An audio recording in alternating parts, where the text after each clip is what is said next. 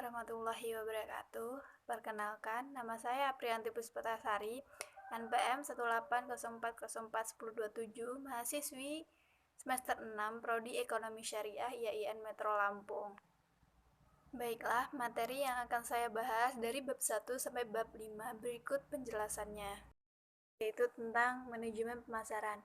Manajemen pemasaran merupakan suatu sistem total dari kegiatan bisnis yang dilakukan dalam hal merencanakan penentuan harga, promosi dan pendistribusian barang dan jasa yang dapat memuaskan keinginan dan kebutuhan konsumen, baik konsumen saat ini maupun konsumen potensial. Dalam pemasaran mencakup kegiatan meneliti dan mengetahui keinginan konsumen, kemudian merencanakan dan mengembangkan sebuah produk atau jasa yang akan memenuhi keinginan tersebut, dan kemudian memutuskan cara terbaik untuk menentukan harga, mempromosikan dan mendistribusikan produk atau jasa tersebut. Selanjutnya adalah tujuan pemasaran, yaitu mengenal dan memahami pelanggan sedemikian rupa sehingga produk yang dijual akan cocok sesuai dengan keinginan pelanggan dan dapat terjual dengan sendirinya. Selanjutnya, tujuan fungsi manajemen pemasaran. Yang pertama, analisis konsumen, yaitu pengamatan terhadap semua kebutuhan dan keinginan konsumen, mengevaluasi lokasi, menentukan strategi yang tepat pada setiap segmentasi pasar secara optimal. Yang kedua, penjualan produk dan jasa, yaitu melakukan banyak aktivitas dalam pemasaran seperti advertising, personal selling, sales promotion, dan publisitas. Yang ketiga, perencanaan, yaitu perencanaan terhadap produk dan jasa seperti pengemasan, uji pemasaran, pelaksanaan garansi, dan penyediaan layanan konsumen. Yang keempat, penetapan harga. Yang sangat berpengaruh dalam penetapan harga adalah konsumen, pemasok, distributor, pesaing, dan pemerintah. Kelima, distribusi, yaitu terdiri dari pergudangan, cakupan distribusi, saluran distribusi, penjualan grosir, tingkat dan lokasi persediaan, retail, dan lokasi riset. Keenam, riset pemasaran, yaitu pengelompokan, pencatatan, dan penganalisisan suatu informasi dengan berbagai persoalan yang berkaitan dengan pemasaran. Dan yang terakhir atau ketujuh, analisis peluang, penilaian terhadap biaya, resiko, dan manfaatnya yang terkait. Ada 3 cara yang harus dilakukan dalam membuat analisis biaya manfaat, yaitu dengan menghitung semua total biaya, memperkirakan manfaat secara total, membandingkan total biaya dan manfaat. Jika manfaat yang diinginkan bisa melebihi total biaya, maka peluang tersebut menjadi lebih menjanjikan dan menarik. Selanjutnya, tugas pemasaran diantaranya memperkenalkan produk atau promosi, mencapai target penjualan, memastikan kepuasan konsumen. Lalu strategi selanjutnya bekerja sama dengan mitra dan membuat rekapitulasi penjualan. Selanjutnya bab 2 yang membahas tentang peranan pemasaran dalam masyarakat. Peranan pemasaran dalam memenuhi kebutuhan dan keinginan manusia. Setiap orang akan selalu berusaha memenuhi kebutuhan dan keinginannya dengan menggunakan barang atau jasa yang ada, yaitu dengan cara menarik manfaat dari suatu produk. Manfaat itu timbul dari nilai guna, utilitas, nilai guna karena bentuk, tempat, waktu, pemiliknya, pelayanan, dan nilai guna dasar. Dan semua nilai guna itu dapat timbul karena adanya proses pemasaran berikut. Nilai guna suatu barang diantaranya nilai guna karena bentuk, from utility, nilai guna karena tempat, place utility, nilai guna karena milik, ownership utility, nilai guna karena waktu, time utility, nilai guna pelayanan, service utility, kegunaan dasar, elementary utility. Yang selanjutnya, peranan pemasaran dalam mengalirkan produk dari produsen ke konsumen. Pada dasarnya, kegiatan pemasaran suatu barang mencakup perpindahan atau aliran dua hal, yaitu aliran fisik dan aliran transaksi. Aliran transaksi merupakan rangkaian kegiatan transaksi mulai dari produsen sampai kepada konsumen akhir. Di dalam aliran transaksi ini melibatkan banyak pihak, seperti bank, sebagai penyedia modal dan lembaga asuransi sebagai penanggung risiko yang terjadi. Kegiatan pemasaran dapat diklasifikasikan ke dalam 9 bidang kegiatan, di antaranya pembelian buying, di antaranya penjualan saling, pengangkutan, transportasi, pergudangan atau penyimpanan stroke, penjajahan, merchandising, transdarisasi dan grading, pembelanjaan, financing, penanggungan risiko, dan informasi pasar. Selanjutnya, keterkaitan antara industri, produksi, dan pemasaran. Industri adalah bidang usaha yang menghasilkan barang dan jasa di mana kegiatannya dinamakan dengan produksi. Lalu, usaha untuk menyampaikan barang dan jasa tadi kepada konsumen akhir dinamakan dengan pemasaran. Keterkaitan antara industri, produksi, dan pemasaran. Usaha industri tidak akan ada artinya jika tidak melakukan produksi dengan sebaik-baiknya. Barang yang dihasilkan oleh produksi tidak akan ada artinya jika bagian pemasaran tidak berhasil di dalam memasarkannya. Selanjutnya, peranan pemasaran dan kegiatan ekonomi. Peranan pemasaran dan kegiatan ekonomi dapat digambarkan melalui siklus aliran transaksi perekonomian 4 sektor, yaitu RTP, RTK, dan pemerintah. Bab 3 yang membahas tentang konsep pemasaran. Konsep pemasaran adalah suatu falsafah bisnis yang menyatakan bahwa pemuasan kebutuhan merupakan syarat ekonomi dan sosial. Bagi kelangsungan hidup perusahaan ada 6 konsep pemasaran, diantaranya yang pertama, konsep produksi, yaitu suatu konsep di mana konsep lebih menyukai produk yang dapat ditemukan di mana-mana dengan harga yang murah. Yang kedua, konsep produk menyatakan bahwa akan lebih menyukai produk yang menawarkan mutu, kualitas, performanisasi, dan karakter terbaik.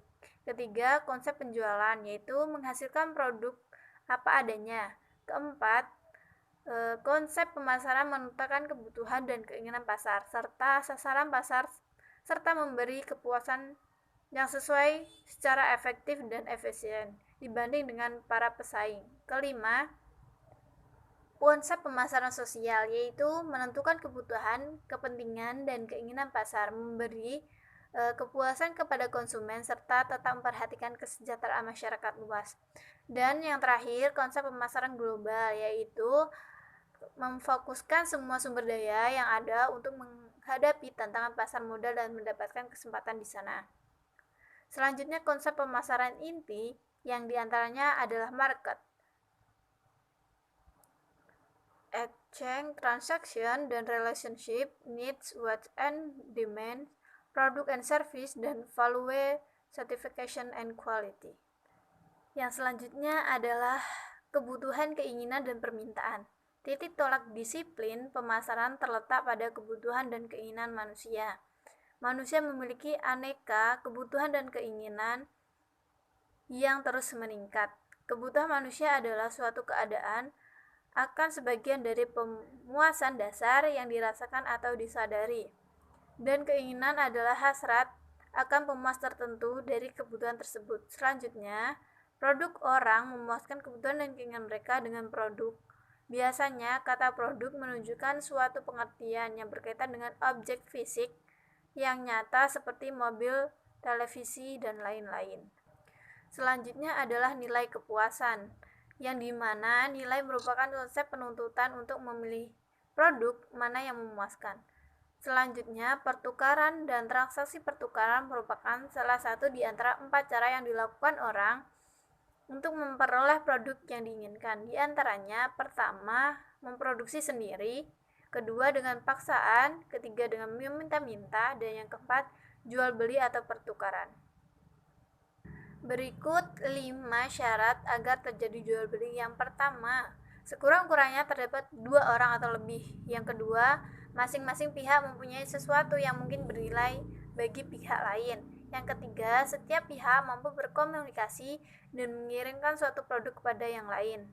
Yang keempat, setiap pihak bebas menerima atau menolak tawaran. Yang kelima, setiap pihak percaya bahwa memang tepat atau perlu untuk berhubungan dengan pihak lain. Jika syarat tersebut dipenuhi, maka akan terjadi jual beli. Selanjutnya, perdagangan timbal balik. Perdagangan timbal balik berlangsung di dalam beberapa bentuk, di antaranya barter, persetujuan ganti sebagian, pembelian kembali dalam bentuk produk, pembelian imbal beli. Selanjutnya bab 4 yang membahas tentang pasar, sasaran pasar, dan segmentasi pasar. Pertama, pasar. Pasar adalah hubungan atau pertemuan antara konsumen atau pembeli dengan produsen atau penjual dari suatu produk tertentu.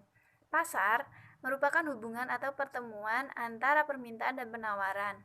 Secara ringkas, pengertian pasar meliputi 3 komponen, yaitu yang pertama, sekelompok orang atau lembaga yang mempunyai kebutuhan dan keinginan untuk dipenuhi. Yang kedua, mempunyai kemampuan untuk membeli atau berdaya beli. Yang ketiga, berkeinginan atau bersedia melakukan pertukaran untuk memenuhi kebutuhan dan keinginannya.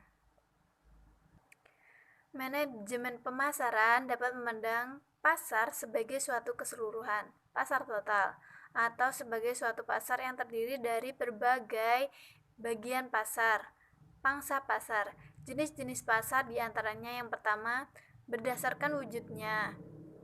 Pasar nyata, pasar tak nyata, abstrak. Yang kedua, berdasarkan strukturnya. Pasar persaingan sempurna, pasar persaingan tidak sempurna. Selanjutnya, pasar barang konsumsi, yaitu barang langsung yang digunakan oleh individu atau anggota masyarakat untuk memenuhi kebutuhannya. Jenis barang konsumsi diantaranya barang convention, barang shopping, barang khusus, dan barang yang tidak dicari. Yang selanjutnya, segmentasi pasar. Segmentasi pasar adalah pembagian sebuah pasar terdiri dari beberapa konsumen pemilihan sasaran target pasar yang mencangkup dimensi pasar konsumen, perilaku konsumen, segmentasi pasar, dan kriteria yang digunakan. Ramalan potensi sasaran pasar dan penentuan wilayah pasar atau penjualan. Selanjutnya, para pelaku dalam pasar diantaranya ada perusahaan, pemasok, para perantara pemasaran, para pelanggan, para pesaing, dan masyarakat umum. Ini adalah bab 5 yang membahas tentang peranan pemasaran. Konsep pasar pada akhirnya mengantar kita pada rumusan yang lengkap tentang pemasaran. Pemasaran selalu berusaha memperoleh tanggapan dari pihak lain, baik untuk menjual atau membeli sesuatu. Katakanlah ada beberapa orang ingin membeli sebuah rumah yang sangat menarik dan baru saja muncul di pasar. Setiap orang yang ingin menjadi pembeli dan mencoba memasarkan dirinya menjadi orang yang dipilih oleh penjual. Pemasaran di lingkungan pasar pelanggan dilaksanakan oleh manajer penjualan, perwakilan penjualan, manajer periklanan dan promosi, para peneliti di bidang pemasaran, manajer urusan jasa pelanggan, manajer produk, manajer pasar, wakil presiden pemasaran. Dalam perencanaan pemasaran, para pemasar harus membuat keputusan tentang pasar target, ciri-ciri khusus pasar, pengembangan produk, penentuan harga, saluran distribusi fisik, komunikasi, dan promosi. Selanjutnya, peranan pemasaran dalam masyarakat. Pemasaran mempunyai peranan penting dalam masyarakat karena pemasaran menyangkut berbagai aspek kehidupan termasuk bidang ekonomi dan sosial.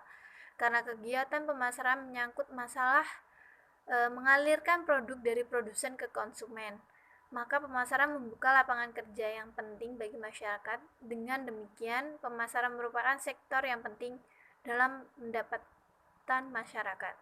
Di samping itu, perlu disadari bahwa sebagian besar pengeluaran uang masyarakat konsumen mengalir ke kegiatan masyarakat. Kemudian selanjutnya, peranan pemasaran dalam memenuhi kebutuhan dan keinginan manusia. Jadi, pemasaran mempunyai peranan yang sangat penting dalam meningkatkan daya guna suatu barang yang tadinya kurang berarti di suatu tempat atau pada suatu waktu menjadi tinggi nilainya di daerah lain atau saat berikutnya. Meningkatkan daya guna suatu barang, kebutuhan manusia akan terpenuhi. Jadi, pemasaran mempunyai peranan yang sangat penting dalam meningkatkan daya guna suatu barang yang tadinya kurang berarti di suatu tempat atau pada suatu waktu menjadi tinggi nilainya di daerah lain atau saat berikutnya.